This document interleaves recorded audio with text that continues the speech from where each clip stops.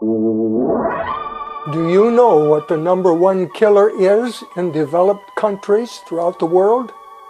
It's heart disease. In the United States, heart disease accounts for 42 to 48% of all deaths. These deaths affect not only the individuals, but prematurely rob families of those they love. Contrary to popular misconception, heart disease is not just a disease for men. It is a leading cause of death in both men and women alike. And it is no longer just a disease of older people. A full 45% of heart attacks occur in people under the age of 65, and 5% strike young people under the age of 40. When an airline jet crashes and 200 to 300 people perish, it makes world headlines. But in the United States alone, an equivalent to more than 10 jumbo jets of people die each day from heart disease. That's an astounding 2,600 people every day. Why is it that we hear so little about the millions dying of heart disease? Sadly, it's because most people have come to accept heart attacks as a normal part of life. For many people with heart disease, death comes as unexpectedly and suddenly as in an airplane crash.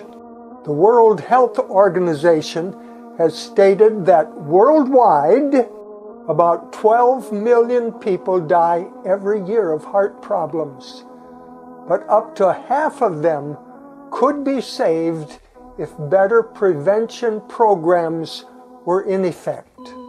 While better prevention programs could cut fatal heart disease by about 50%, some research suggests that with the best prevention, we could reduce heart disease deaths by as much as 90%. Simply put, 9 out of 10 heart attacks may be preventable. The first step to conquering heart disease is to understand what causes it. Heart disease usually develops silently over many years. Vital arteries that supply the heart with oxygen become narrowed and hardened, like old rusty water pipes. Eventually, they become plugged up. While it is very common, this disease process is not normal. In fact, the vast majority of people living in societies where people have a simpler diet and lifestyle suffer very little heart disease. Significant cholesterol plaque already occurs in 1 out of 6 American teenagers.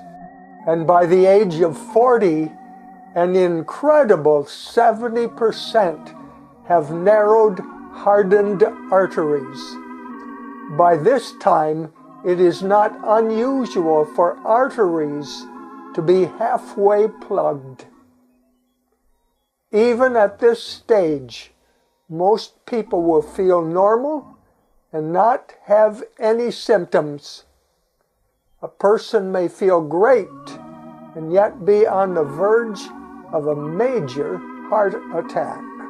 In a heart attack, a complete blockage of one of the coronary arteries occurs, and the heart muscle actually dies.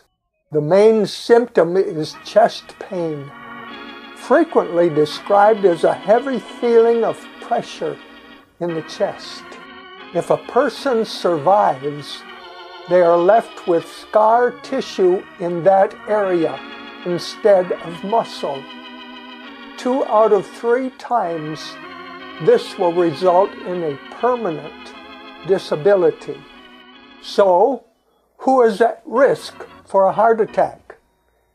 Is it you, your spouse, or one of your family members? How can you know? The more risk factors a person has, the greater their likelihood of suffering a heart attack. Let's look at the big 3 risk factors for heart disease. About 30% of cardiovascular deaths are due to smoking. The good news is that those who stop smoking can reduce their risk by up to 75% within just 5 years. And what about high blood pressure? Even small increases in the blood pressure will significantly increase one's risk of heart disease. By simply reducing your blood pressure by 10 points, you reduce your risk by 30%. In many cases, an elevated blood pressure can be corrected with simple lifestyle changes such as diet and exercise. Overall, high cholesterol is the #1 contributor to heart disease. The higher one's cholesterol, the more rapidly the clogging of arteries occurs. Notice on this graph that the countries with the lowest cholesterol levels, like Japan, have the lowest rates of heart disease. On the other hand, as cholesterol levels rise, so do the death rates. As you can see, Finland tops the scale with very high average cholesterol and also a very high cardiac death rate. In a serious effort to reduce heart disease in Finland, some 30,000 men and women were convinced to make lifestyle changes. They stopped smoking, lowered high blood pressure, and decreased their cholesterol intake. The result? The men reduced their deaths from heart disease by more than half, 55%. And the women did even better, reducing their risk by nearly 70%. So how can we improve cholesterol levels? First, we need to understand which foods contain cholesterol. Many do not realize that cholesterol is only found in animal products such as meat, milk, cheese, and eggs. On the other hand, all plant foods, fruits, grains, vegetables, and nuts are 100% cholesterol-free. By increasing the plant-based foods and reducing or eliminating the animal products in our diet, we can reduce our cholesterol levels significantly. Plant foods are also rich in fiber, phytochemicals, vitamins, and antioxidants that work together to help protect us from high blood pressure, obesity, and other risk factors for heart disease. What else can we do? Strive to achieve your ideal weight. We have known for many years that being overweight is a risk factor for heart disease. In fact, it increases one's risk by 3 to 5 times. Exercise regularly.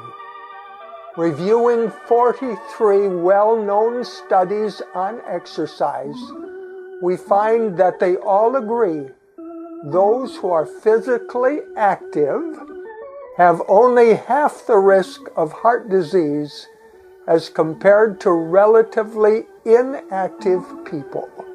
Exercise can include a variety of enjoyable activities such as walking, biking, swimming, or gardening. Avoid all alcohol. Alcohol use is a significant risk factor in heart disease. It damages the heart muscle. And what about stress and heart disease? A survey of heart attack survivors found that half of them had experienced serious stress within a day prior to their heart attack. These stressful events included deadlines, fights, death in the family, and problems with finances or at work. Learning to control stress by trusting God more fully would help protect us. Someone may say, what about genetics? While it is true that some may inherit a genetic tendency toward heart disease, it is time we stop blaming our heredity, our grandparents, and our culture. The evidence is clear. Heart disease does not need to be the #1 killer. Faulty genetics may load the gun, but it's our lifestyle that pulls the trigger. Improving our lifestyle, what we do and the way we eat or exercise, will protect us. Ultimately, our personal health will be determined by whether we choose to allow ourselves to become chained to appetite and tradition, or to exercise our God-given freedom to live healthfully and experience the best quality of life. Jesus himself said, I have come that they may have life and that they may have it more abundantly. John 10, verse 10, the New King James Version.